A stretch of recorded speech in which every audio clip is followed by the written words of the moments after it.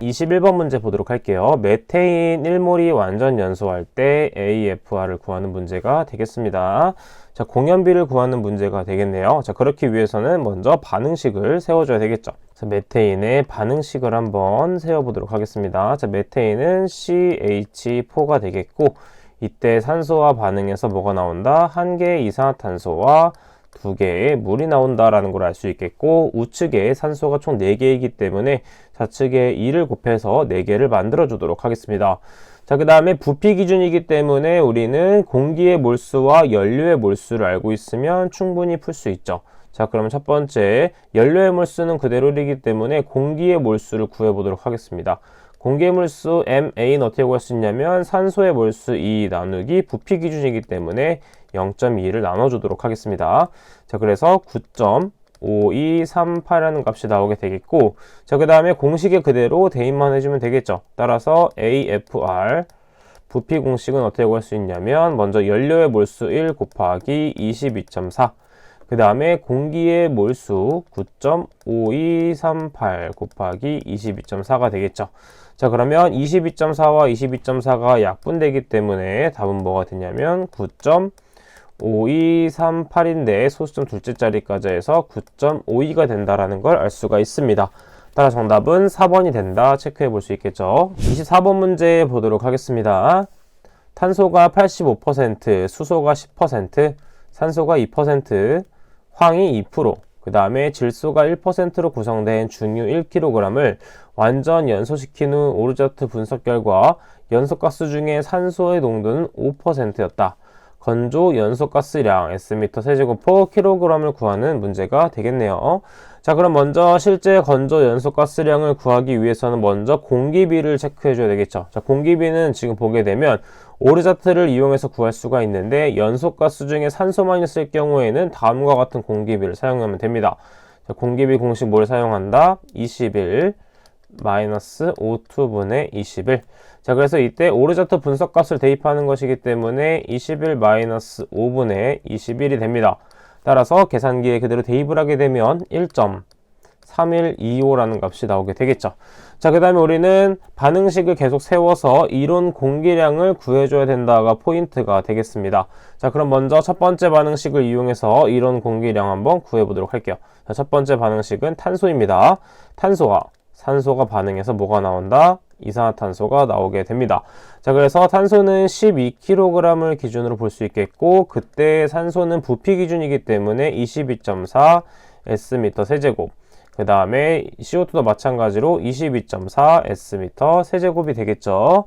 자, 그 다음 85%이고, 그 다음에 1kg 기준으로 보는 것이기 때문에 이것은 뭐가 된다? 0.85kg이 된다라는 걸 알 수 있겠고, 그때 X값과 CO2 발생량을 구해보도록 할게요. 지금 보게 되면 O2와 CO2의 발생 비율이 1대1로 똑같기 때문에 X값과 CO2 발생량이 똑같습니다. 따라서 X값을 구해보도록 하면 X자로 곱하게 되면 12분의 0.85 곱하기 22.4가 되겠죠. 따라서 계산기에 그대로 대입하게 되면 1.5867이 됩니다. 그리고 CO2 발생량과 같겠죠. 자, 그 다음에 뭘 구해줘야 되냐면 수소 구해보도록 하겠습니다. 자, 수소는 마찬가지로 0.5개의 O2가 발생해서 H2O가 발생이 됩니다. 자, 그때 수소는 10%가 있고, 그 다음에 수소의 분자량은 2가 되겠죠.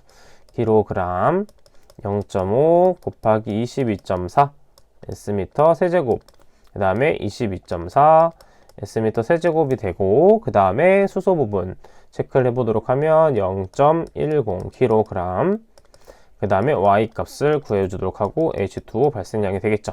자, 근데 지금 보게 되면 H2O 발생량은 굳이 구할 필요가 없는 게 건조연소가스량이기 때문에 굳이 안 적으셔도 됩니다.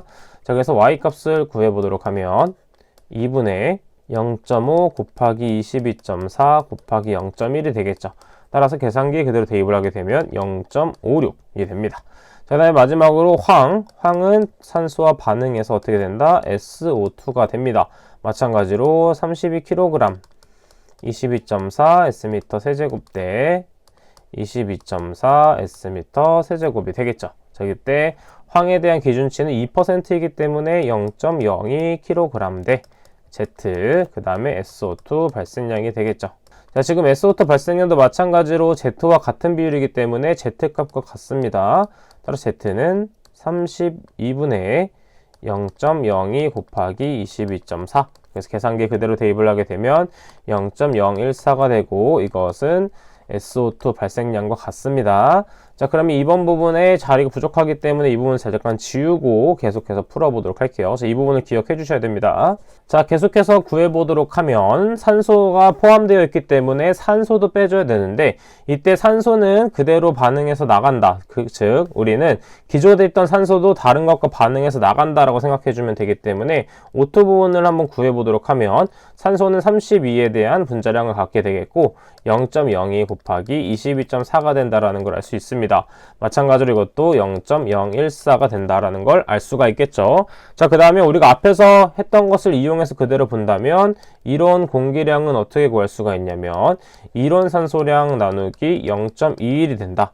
자, 그래서 먼저 X값은 몇이었냐면 1.5867, 그 다음에 Y값은 몇이었냐면 0.56, 그 다음에 Z값은 0.014였습니다. 자, 여기서 산소가 포함된 0.014를 빼줘야 되겠죠. 뺀 다음에 나누기 0.2를 해주도록 하겠습니다. 자, 그럼 계산기에 그대로 대입을 하게 되면 몇이 된다?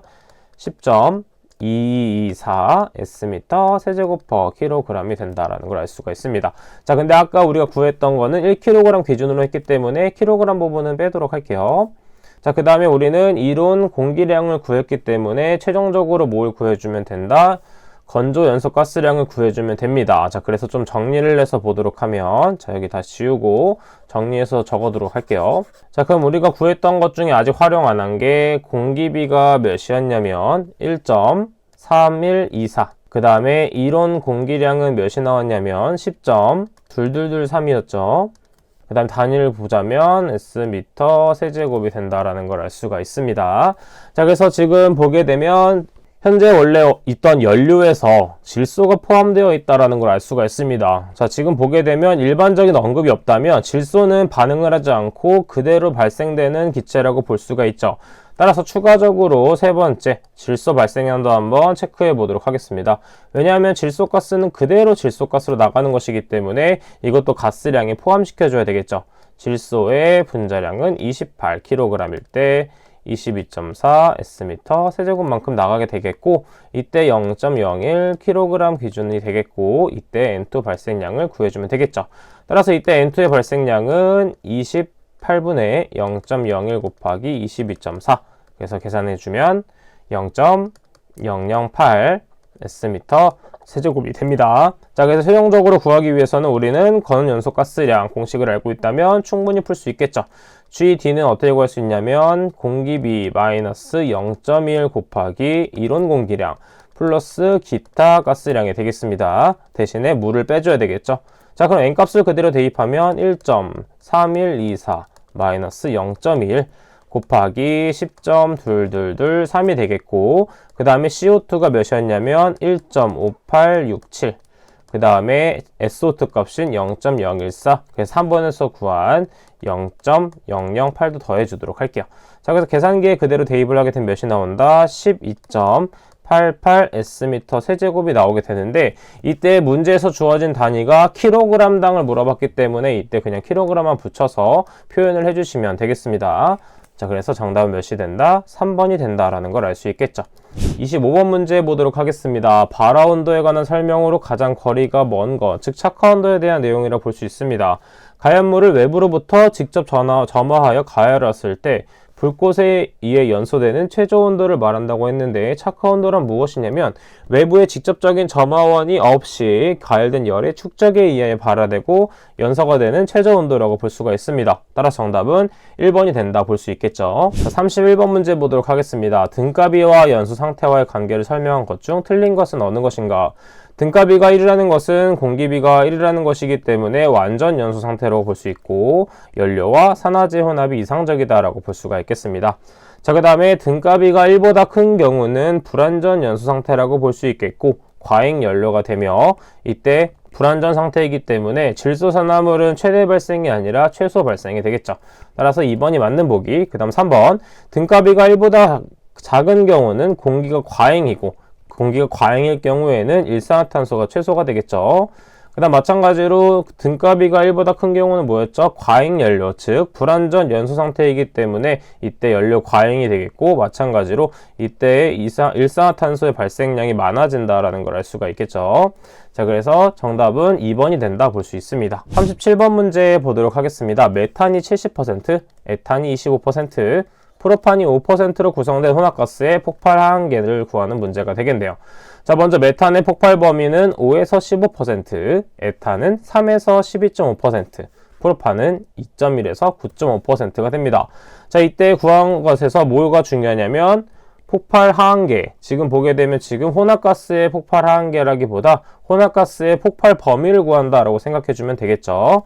자, 그래서 지금 먼저 폭발 하한계를 먼저 구해보도록 하면, 먼저 연소 범위 공식, 폭발 하한계는 어떻게 구할 수 있다? n분의 p 플러스 계속해서 이런 식으로 구해주게 된다라는 걸 알 수가 있겠죠. 어느 정도 개수까지 구해주면 됩니다.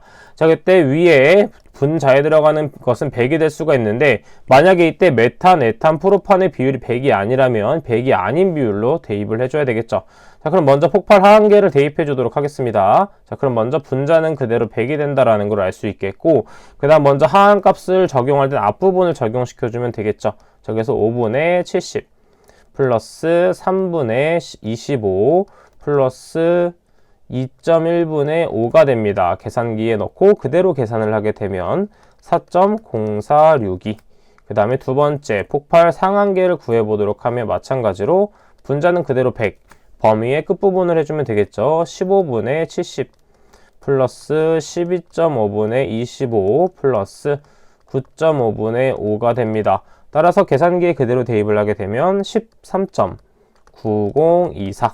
그래서 범위를 구하게 되면 4.05에서 13.90이 된다라는 걸 알 수가 있겠죠. 따라서 정답은 4번이 된다 체크해 볼 수 있습니다. 자, 혼합가스의 폭발 하한계라고 하는 것보다는 폭발 범위를 물었다라고 적용한 다음에 풀어주시면 되겠습니다.